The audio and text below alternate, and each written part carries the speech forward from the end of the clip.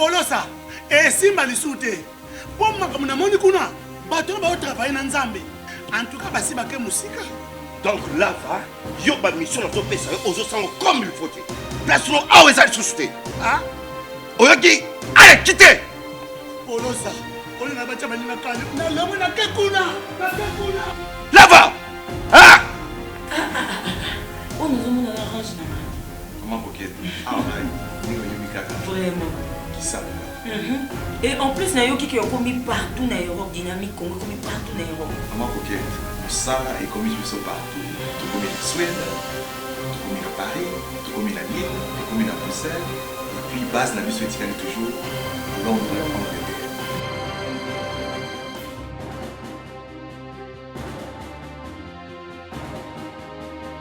Biso na dynamique Congo. Toza ko avancer na nkolo. Deuxième partie, mesdames et messieurs, bienvenue. C'est un honneur de vous retrouver encore une fois. Bruno Tshibala va diriger l'international, je l'ai dit dans Africa News. Mike Mukebai accuse Mpoyi de mauvaise foi à la suite de son exclusion temporaire à l'Assemblée provinciale de Kinshasa. Obsèque d'Étienne Tshisekedi, comité d'organisation, Paris gagné.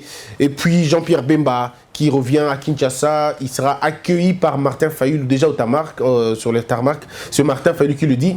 Je serai au pied d'avion pour accueillir le soldat, pour accueillir Bemba qui poursuit la logique de la vérité des urnes. Mesdames, mesdemoiselles et messieurs, alors dans cette partie de l'émission, j'aimerais la consacrer dans une sorte dans le cadre de mon travail toujours, éveiller les consciences et faire comprendre aux Congolais en réalité les animes.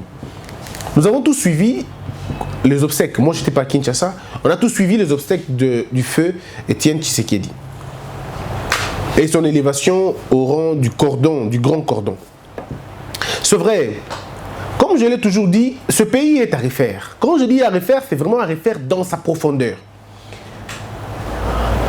Vous savez, quand on dit héros national, un héros national ne se proclame pas.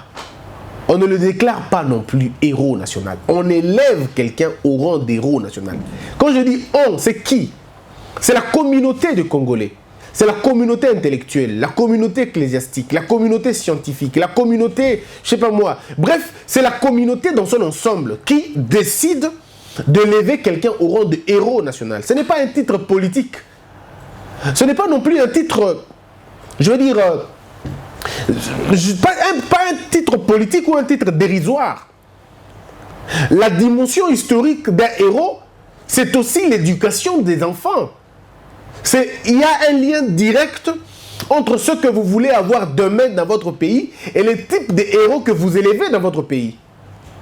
Si vous faites de tous les héros des hommes impulsifs, des hommes sans aucune réflexion dans le futur, des hommes qui se sont caractérisés à dire non, non, non toute leur vie, ou alors vous élevez au rang de héros, de gens qui ont été à un moment donné, à une certaine période, des rebelles qui ont pris les armes, qui ont enrôlé les enfants, qui les ont même à un moment donné tués, transformé les enfants en des massacres, pardon, à des boucliers humains.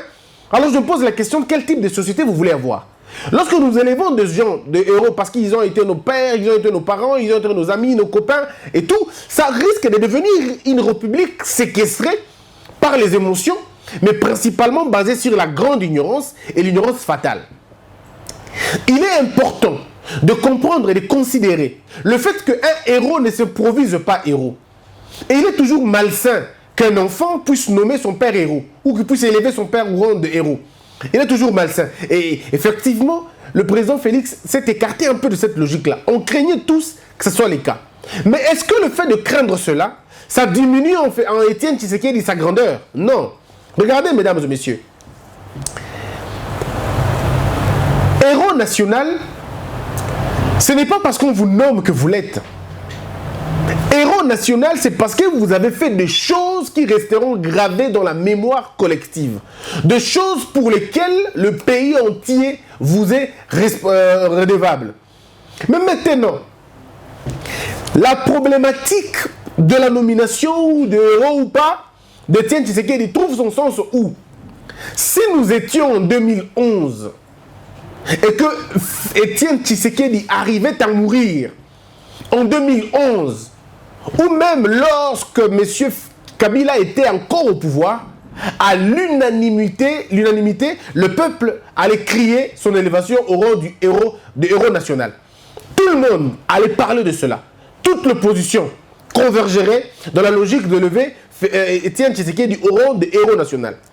Mais pourquoi aujourd'hui la même question semble divisée? C'est parce qu'il y a une dose politique, une dose tribale, une manipulation de la population qui est rentrée dedans pour dire non, ce n'est pas un héros, c'est plutôt un criminel. Un peu pour dire tu es héros quand tu es d'accord, je suis d'accord avec toi, tu ne l'es pas quand je ne suis pas d'accord avec toi. Or, le héros, ça n'a rien à voir avec une appartenance politique, tribale, ethnique. Non, le héros est au-dessus de ces choses-là parce que les choses pour lesquelles il s'est battu, ces choses-là ont trouvé le sens dans la vie de tout le monde sans aucune exception. Mais maintenant, regardez. On refuse à Étienne Tshisekedi le poste ou le rang de héros simplement parce que ces gens-là, ceux qui refusent, sont des adversaires politiques de Félix Tshisekedi, 2, qui pensent que Félix Tshisekedi a volé les élections et qu'il a été nommé par M. Kabila, 3, c'est des gens qui n'ont jamais été d'accord avec Étienne Tshisekedi depuis le départ. Mais si vous leur posez des questions, donnez-nous un prototype d'un héros, ils ne vous diront pas. Même s'ils veulent vous citer le nom de Patrice Emery Lumumba, posez-leur la question. Qu'est-ce que Lumumba a fait? Vous allez voir, oh, il nous a donné l'indépendance. Or, si nous rentrons dans la profondeur de la question, si nous avons reçu l'indépendance, ce n'est pas à cause de Lumumba. Et tous le savons, ce n'est pas à cause de lui. Et si je le dis, je n'ai pas honte, je n'ai pas honte de le dire. La lettre de Lumumba vient après. La lettre incendiaire que lui-même avait déjà, même après, il a eu à corriger sa propre lettre. Mais la lettre que Lumumba a eu à écrire, cette lettre intervenait le jour où on avait déjà l'indépendance. Et le combat de l'indépendance n'était pas le combat porté par seul Lumumba. C'était un combat porté par l'élite congolaise à l'époque. Maladroite ou pas, consciente des enjeux de l'heure ou pas, visionnaire ou pas, c'était une collectivité, c'était un comité, un groupe d'individus. Ce n'était pas que Lumumba.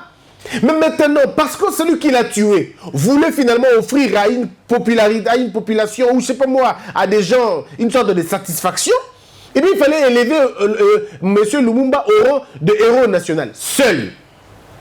Parce qu'il voulait le faire. Vous allez vous rendre compte que lorsque Laurent Désiré Kabila arrive, il va finalement déclarer et proclamer Lumumba héros national parce qu'il était son petit. Il était son allié, il était son ami, je ne sais pas moi, son grand frère, ainsi de suite. Lui, il était bon, il disait, je vais continuer la lutte de Lumumba. Ça n'avait rien à voir. Aucun intellectuel n'a décidé sur la question du héros de Lumumba. Personne n'en a parlé.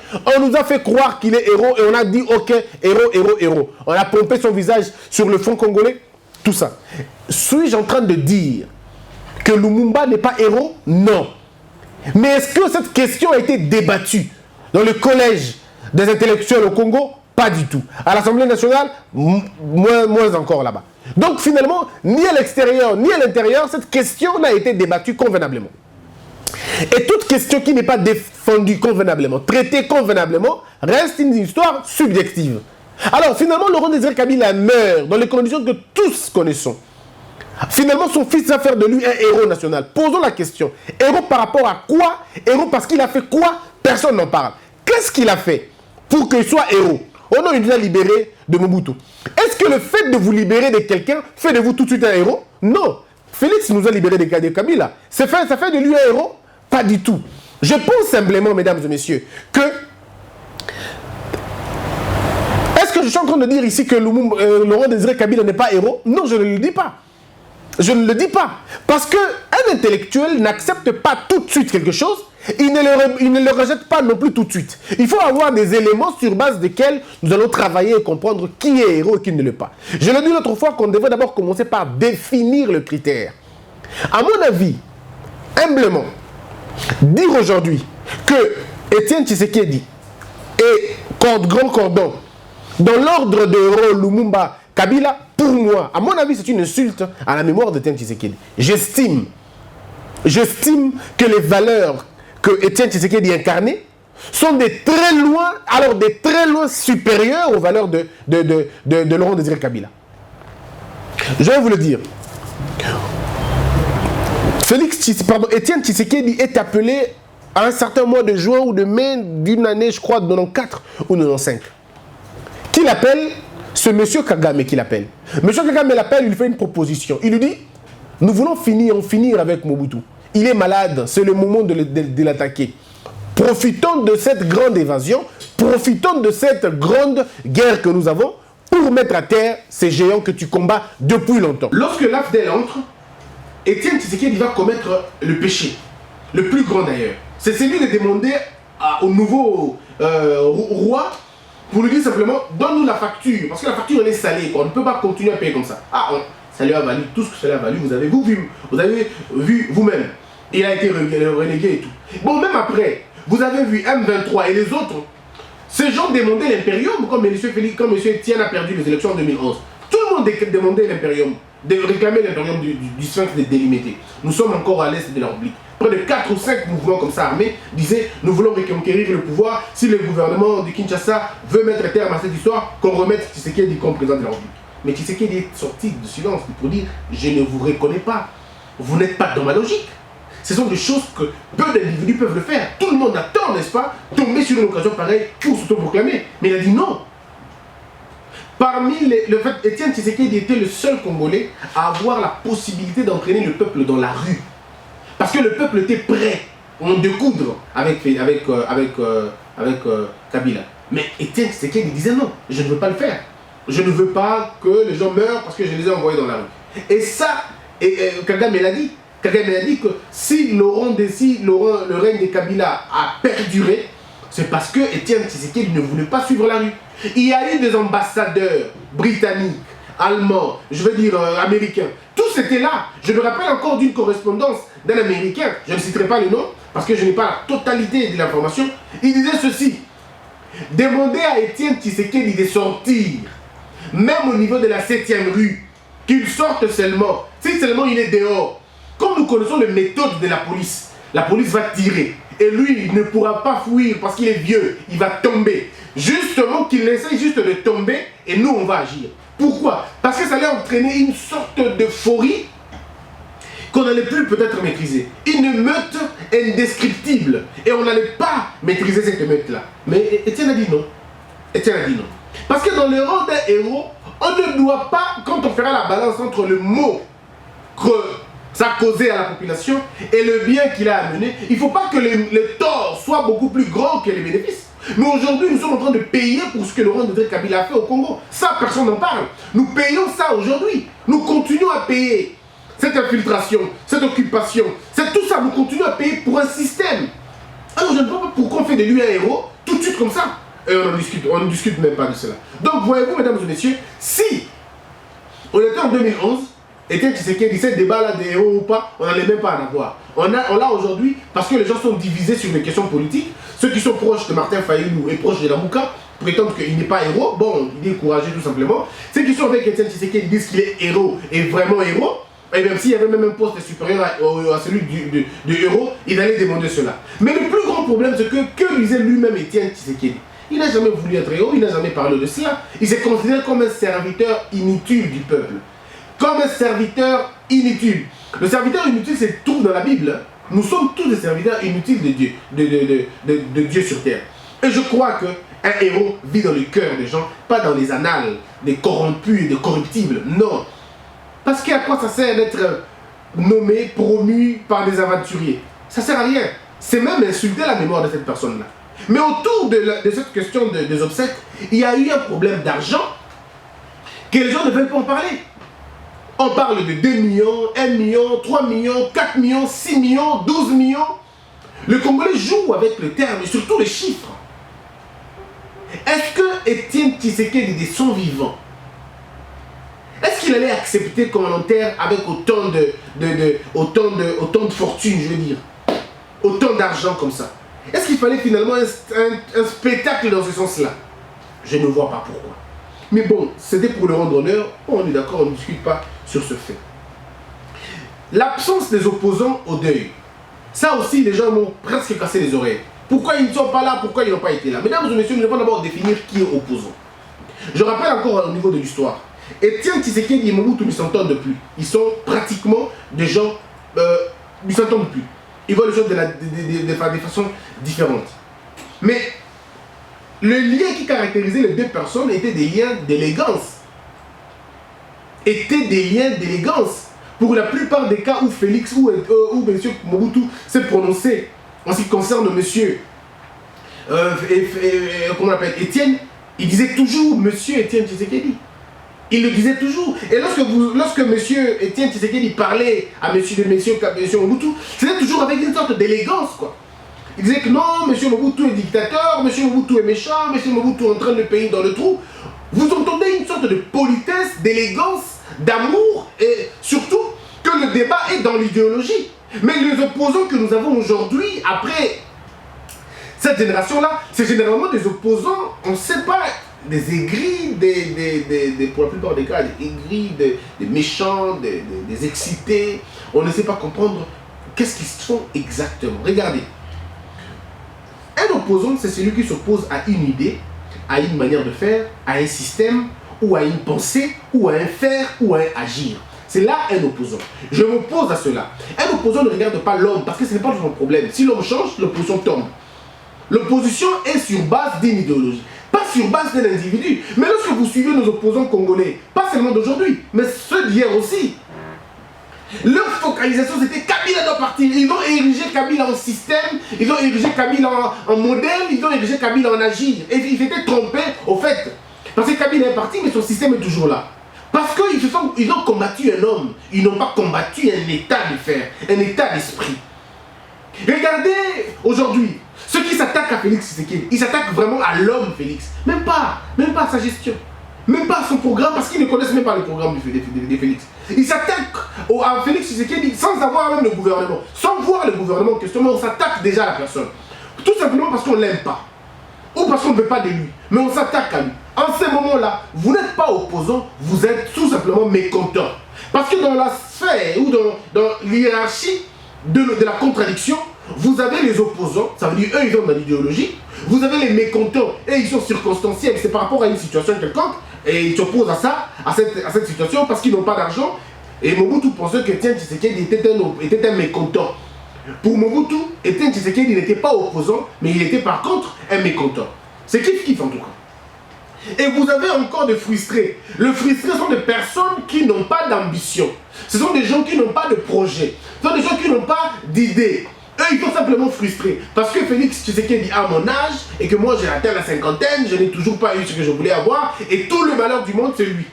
Et il y a des gens comme ça. Ils ont évolué 18 ans dans la contradiction, 18 ans dans l'opposition. Ils étaient là en train de s'opposer, parce qu'ils voulaient faire plaisir à un peuple. En fait, ils voulaient faire plaisir à des gens. Kabila dégage, Kabila dégage. Et comme le peuple était fatigué de Kabila, tout le monde pensait que tout celui qui parle le mal de Kabila est notre ami. Or, c'était des gens qui prenaient le peuple comme des escaliers pour après avoir le pouvoir, être député ou être ministre. Ça, c'était leur ambition. Et maintenant qu'ils sont députés, vous le voyez, ils sont députés, perturbés dans leurs propres fonctions, ils s'entremêlent, ils ne savent pas par où on doit commencer. Au lieu de faire de propositions en tant que député, de contrôler un exécutif, de faire des contrôles parlementaires, d'être une autorité budgétaire, non. Et il sort des institutions, il s'attaque à l'individu ou aux individus. Si on n'attaque pas Félix, on va attaquer Vital. Si on n'attaque pas M. Vital, on va attaquer sa femme. Si on n'attaque pas sa femme, on attaquera la femme du président, les frères du président. Bref, il monte une politique dans ce sens-là. En réalité, ce sont des incapables. Ils ne peuvent pas vivre en dehors de l'opposition. Ils doivent vivre en dehors de l'opposition, dans l'opposition, parce qu'ils doivent trouver des choses à dire. Mais quand on leur appelle, maintenant, venez travailler, proposer des choses, ils ne proposeront jamais parce qu'ils n'en ont pas de toutes les façons. On ne donne que ce qu'on a. Et si on n'a pas la question, la gestion, on donnera la haine. Et ce sont des gens qui produisent aujourd'hui la haine. Ce sont des instruments de haine aujourd'hui. Des prisonniers de la haine et des rancœurs. Malheureusement, ils sont beaucoup plus suivis par aussi des aigris comme eux ou par des gens qui n'ont pas une capacité de s'auto-définir et de réfléchir d'eux-mêmes. Donc vous avez vu maintenant, et tous ces opposants-là, parce que je me pose la question, quand un malheur arrive à l'autre, quand on est opposant, on le fréquente. Monsieur Félix Tshisekedi, son père de baptême est qui? Posez la question, qui l'a baptisé? Il vous le dira. Est-ce que vous savez que plusieurs enfants de Mobutu ont été baptisés par Étienne Tshisekedi pendant que monsieur Étienne était opposant? Monsieur Mwanda, pour qui j'ai beaucoup d'estime, peut nous dire, il en sait beaucoup. de toutes les démarches que monsieur Mobutu, monsieur Félix Tshisekedi entreprenait pour rencontrer son ami. Parce qu'il disait, mais écoutez, on ne s'est pas entendu sur la politique, mais ça, on est amis, ça reste amis. Que des gens qui s'appellent aujourd'hui frères, mais qui sont traitus, qui s'insultent, je pose la question, où est l'essence d'une opposition? Et au-delà de tout, quelle leçon nous voulons donner à nos enfants qui nous suivent à la maison? Comment faites-vous pour passer à la télévision, insulter, tenir des propos grossiers vis-à-vis des autres pères? Mettez-vous à la place de ces parents vilipendés quand ils sont à la maison. Son fils lui dit, papa, j'ai entendu quelqu'un dire que vous étiez mal éduqué, vous n'avez pas étudié, vous êtes un tricheur et tout. Est-ce que vous pensez au préjudice que vous faites subir à la famille de l'autre? Pas seulement à la famille de l'autre, mais dans toutes les autres familles aussi. Nous avons fait de la télévision, malheureusement, un endroit où l'on vient exposer nos compétences d'insulte. Et le média a contribué à cela. Dans certains pays, le média contribue à l'épanouissement intégral des gens, mais chez nous, le média a contribué à l'abrutissement collectif. Les journalistes ont été des instruments qu'on a utilisés pour insulter les autres, pour faire la promotion des antivaleurs et surtout le culte de la médiocrité. Je suis étonné qu'un journaliste passe son temps à critiquer, je ne dis même pas critiquer parce que la critique elle est bonne, mais passer son temps à insulter un camp politique. J'ai vu des journalistes appeler Félix Tshisekedi marionnette, s'occuper moi Moussala à Kabila, moi aussi à Kabila. J'ai entendu ça, des journalistes, entre guillemets. Mais j'ai aussi entendu des journalistes dire de Martin Fayoulou, Azamaele Mingite, Alo Wakuna, Avandanaye, Mona Moussala à Bemba, Mona Moussala à Katumbi. J'ai entendu ça à la télévision, des journalistes. Je me pose la question, mes frères, pourquoi avons-nous vendu notre âme? Pourquoi avons-nous vendu notre âme? Sommes-nous militants jusqu'à ce point vraiment? Nous avons perdu le nord au point de déifier certaines personnes et de sataniser d'autres. Et je crois humblement que nous devons élever le débat. C'est pourquoi nous demandons l'opposition qui va naître désormais, que ce soit une opposition sérieuse. Votre frère, Félix Tshisekedi, son père, pour qui vous dites non, j'ai beaucoup de respect pour lui, il est mon modèle et tout. Mais son corps était exposé là. Fallait-il que les autres viennent de loin? Et puis j'ai entendu des gens dire non, on n'a pas reçu l'invitation. Depuis quand on invite des gens dans un deuil? Depuis quand on invite quelqu'un à un deuil? Sommes-nous vraiment sérieux? Avons-nous encore un cœur? Donc parce que vous êtes chamaillé avec votre voisin sur la question d'eau, parce que vous êtes chamaillé avec votre voisin sur des questions, je ne sais pas moi, du pain de la boulangère ou tout ça, vous demandez de l'invitation. J'ai entendu ça des gens dire. Non, Naiki Matanga Etienne pour m'inviter Kingate. Donc, Namatanga va inviter Yo Namatanga. Quelqu'un qui est pleuré, quelqu'un qui est victimisé, à Koufissi Moutou, avec l'occupation à Moutou, à ça les lettres. Est-ce que vous pouvez aussi nous montrer les invitations Matanga Matinde la Bino Matanga au Kenda? Roseti Manga était décédé ici, et est décédé ici. Vous êtes tous allés là-bas chez lui. Bon, là, c'est plutôt pas invitation aussi. Oh, tu dis là, que il y a quand même un ton famille, comme les Bino, venez à mon deuil. Je crois qu'à un moment donné, on doit se taire si on n'a pas de choses à dire. C'est insultant. Et c'est une mauvaise éducation que nous donnons à nos enfants. Les conflits politiques peuvent persister. Je suis d'accord. Mais que ce conflit n'entraîne pas, n'envenime pas même notre existence en tant que bantou, en tant qu'humain. Je peux ne pas être d'accord avec mon ami. On peut ne pas être content avec lui. Mais quand il y a deuil chez lui, j'ai des raisons, des positions à faire. Ou je me tais carrément, ou j'y vais voir. Parce que j'estime humblement que c'est humiliant, c'est aussi frustrant d'entendre ce que j'ai entendu sur cette question-là. C'est pourquoi je dis que nos hommes politiques, pour la plupart des cas, perdent le nord. Perdent le nord. Donc voilà un peu, mesdames et messieurs, si nous voulons changer ce pays, on doit commencer d'abord par ces choses-là. Mais aussi, nous devons arriver à comprendre que on ne blague pas avec l'argent. On ne blague pas avec l'argent. Les sommes que j'ai entendues pour le moment, Etienne Tshisekedi, ce sont des sommes, mes frères, faramineuses. On parle de 2 millions, 4 millions de 5 millions de. Moi, je serai en contact avec le chargé des infrastructures du président de la République. Je lui poserai la question pour avoir effectivement le montant. Parce qu'on est dans un pays où la rumeur est beaucoup plus crue que la vérité elle-même. Je vais voir la vérité, je demanderai. Mais est-ce qu'on peut nous dire exactement qu'est-ce qu'on a acheté? Est-ce qu'on en avait aussi besoin vraiment? dans un pays pauvre comme le nôtre, où le système médical est presque pourri, est-ce qu'on est vraiment obligé de prendre autant d'argent et de le mettre dans ça? N'est-ce pas que Etienne Tshisekedi se battait pour un état de droit? Un état de droit veut dire une éducation de la base. Pourquoi ne pas prendre tout l'argent qu'on a mis dans cette histoire de deuil et tout, prendre cet argent-là et mettre ça dans le système éducatif, mettre dans le système médical? Cela n'enlève en rien. Vous savez, le problème au Congo, c'est que nous voulons chercher l'occasion de fêter, tout simplement.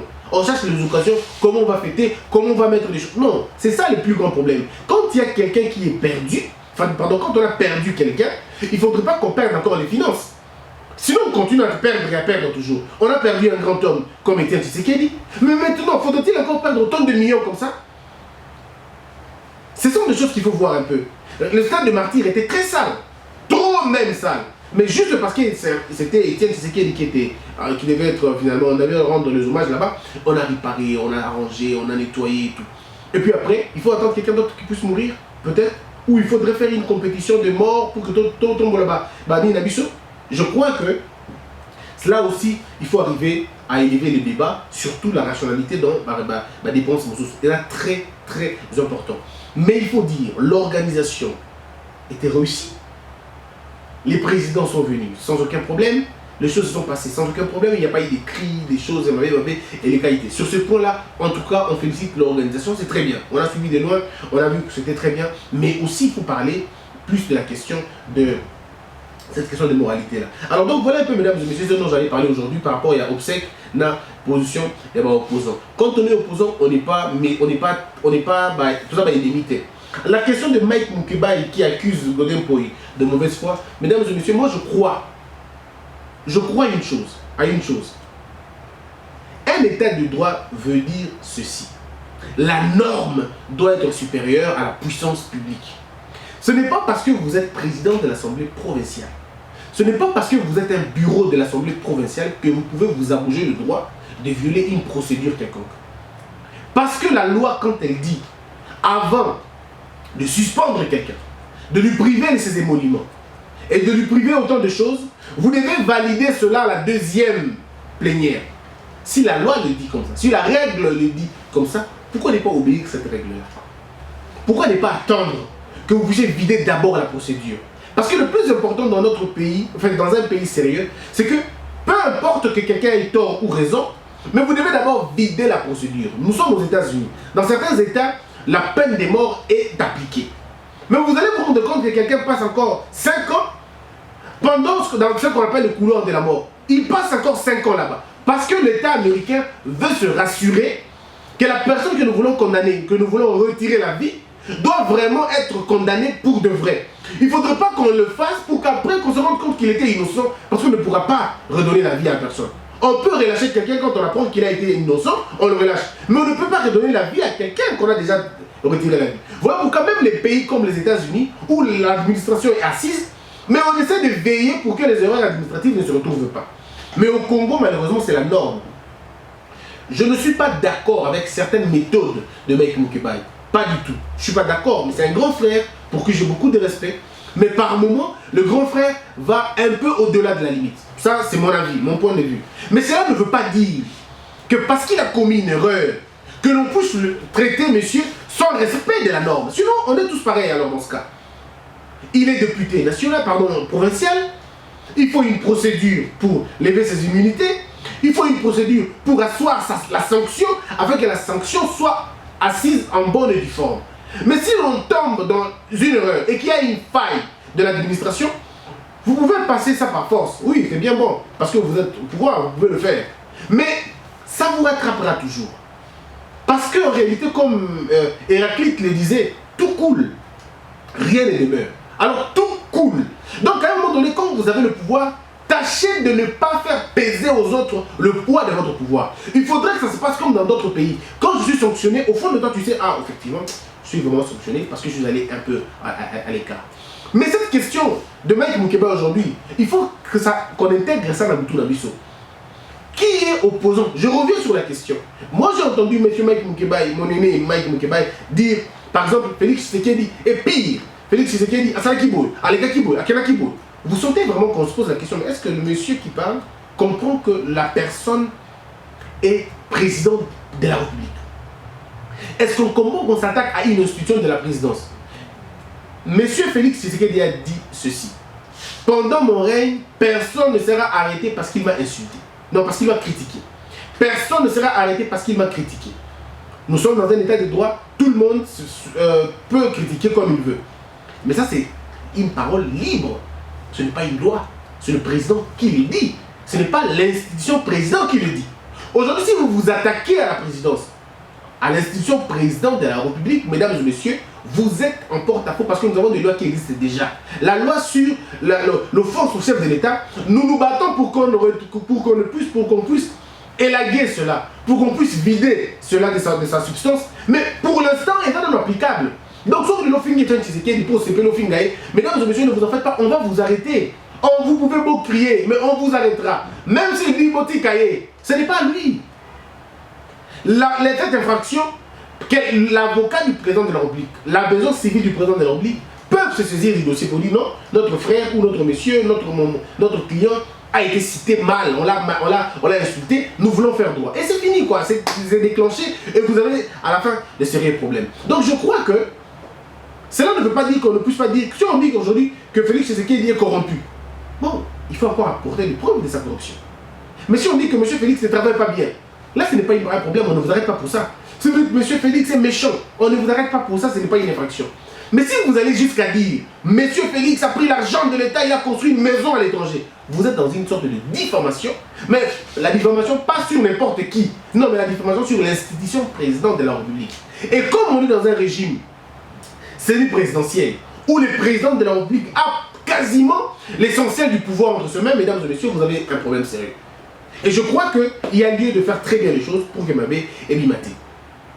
Donc voilà un peu, mesdames et messieurs, ce dont j'allais parler. Mais je reviendrai sur la question de Mike Moukebaï pour en parler prochainement, avec beaucoup de détails. Je souhaiterais l'avoir lui-même, mais depuis que je suis en train de l'appeler, il ne répond pas. On m'a dit qu'il ne répond pas à tout le monde aussi. Peut-être qu'il a trouvé la bonne chose. La solution, c'est peut-être de ne pas trop parler et de laisser d'abord cette vague. Moi, je peux demander au président Godin Poyi une seule chose. Monsieur le président de l'Assemblée provinciale, le pouvoir a deux faces. La face de la jouissance, mais aussi la face de la responsabilité. Vous ne serez pas chef parce que vous sanctionnez les gens. Mais c'est vrai, vous ne serez pas non plus chef parce que vous ne sanctionnez pas les gens. Mais vous serez chef lorsque vous ferez respecter la règle au niveau de l'Assemblée nationale. Mais la sagesse veut aussi que vous puissiez comprendre que dans tous les dossiers où vous êtes cité, Monsieur le Président, ne prenez pas des décisions sur cette affaire-là. Sinon, ça sent l'émotion et ça sent une sorte de vengeance et ce n'est pas beaucoup plus sage pour vous. Donc je crois, s'il y a une affaire dans ce sens-là, en tant que président de la République, je vous demanderai de surseoir le dossier et de l'entendre autrement. Ou de vider convenablement la procédure. Vous êtes quelqu'un de très procéduré, vous êtes quelqu'un de très sérieux, vous êtes quelqu'un de très honnête, ça on le connaît, mais essayez encore d'aller plus loin que ça. C'est vrai, en ce moment, les gens veulent la peau de Mike Moukebaï, ça c'est vrai. Les gens veulent la peau de Mike Moukebaï parce que les gens estiment qu'il en fait un peu de trop. Je suis tout à fait d'accord avec ceux qui pensent qu'il en fait de trop. On est d'accord. Mais ne tombons pas dans la logique du Léviathan. Ne tombons pas dans la logique de faire porter aux autres le poids de l'État parce que nous sommes là. Soyons par contre ceux-là qui essaient d'élever les autres, de relever les autres quand ils tombent. Sinon c'est compliqué et moi j'estime qu'on peut encore faire bien les choses. Ah, M. Mike Moukebaï, comme on le dit toujours, hein, c'est un grand frère, il sait ce qu'il fait et je crois que ça peut encore nous donner beaucoup plus d'avantages. Donc voilà un peu, mesdames et messieurs, ce dont on allait parler aujourd'hui. Nous retenons simplement une chose. Ceux qui ne se sont pas rendus dans ma tanga été Tshisekedi, évitez-nous l'hypocrisie. Arrêtez de passer à la télévision et clamer la grandeur de Tienne et tout ça. Parce que quand il était là sur le lit, pardon, quand il était qu'on appelle présenté ou exposé dans Martyr, vous n'étiez pas là. Alors, vous la paix, tout ça, la paix, tout qui n'a pas bien. Pour que vous ayez dans le mausolée, vous avez la invitation. Vous avez la invitation en famille, et c'est dans la bino pour que vous ayez dans le mausolée. On ne veut pas que, enfin, on ne veut pas. Je ne vois pas ça logique que après matanga à bino comme ça va tout, dans le mausolée, parce que rien ne vous avait empêché de venir. Vous n'allez pas nous dire non, c'était une sorte de calendrier. Non, vous n'êtes pas plus chargé qu'un Kagame. vous n'êtes pas plus chargé que Denis Sassou Nguesso, vous n'êtes pas plus chargé que le président Centrafrique, vous n'êtes un pays d'ailleurs déchiré, hein. Vous n'êtes pas plus important que le monsieur qui a donné son avion, le monsieur le président du Togo, vous n'êtes pas plus chargé que Bato, Tikaki Bamisala pour Kebaya. Donc je crois humblement que si nous savons honorer nos morts, on le fera aussi pour la Bino et vous allez être très important. Ainsi s'achève ce deuxième numéro. Nous nous retrouvons dans la troisième partie pour parler. J'ai toujours envie de dire une chose, mais je ne suis pas en train toujours de le dire parce que quand il y a des informations, on ne sait pas de le dire. Aujourd'hui, on fera 4 numéros pour le bénéfice, pardon, pour vous, parce qu'il y a des éléments qu'il faut le dire et ça sera un grand honneur. Portez-vous bien, abonnez-vous très massivement, abonnez-vous, et je vous retrouve dans la troisième partie de cette émission. Que la peur quitte aux esprits et que Dieu bénisse la RDC.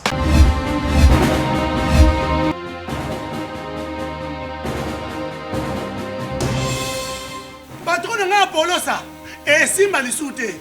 Pour makambo na moni kuna, patron ba travailler na Nzambe. En tout cas basi ba ke musika. Donc là va, yo ba mission na to pesa aux sango comme il faut. Place lo awe za susute. Ah? Oyoki, allez quittez. Polosa. On a battu na kale. Na lomo na kekuna. Na kekuna. Là va. Ah! Oh, nous avons un orange na. Comment Boket? Ah ouais. Ni oyemi kaka. Vraiment. Qui ça? Et en plus, na yo qui est commis partout na Europe, dynamique Congo commis partout na Europe. Comment Boket? Ça est commis partout. Tout comme en Suède, tout comme à Paris, tout comme à Lille, tout comme à Bruxelles. Et puis base la mission est toujours au long de la Angleterre.